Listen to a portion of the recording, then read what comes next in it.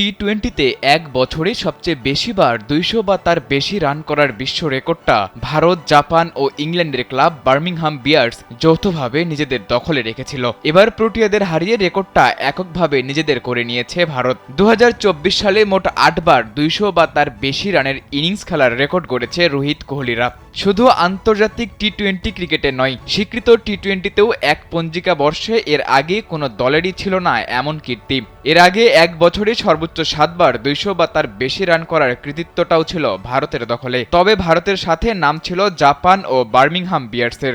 দক্ষিণ আফ্রিকার বিপক্ষে সিরিজের তৃতীয় টি-20তে আগে ব্যাট করে ৬ উইকেটে ২১৯ রান সংগ্রহ করে ভারত। তিলক ভার্মার সর্বোচ্চ ৫৬ বলে ১০৭ রানের ইনিংসের মধ্যে দিয়ে এমন রেকর্ডে নাম তুলেছে দেশটি।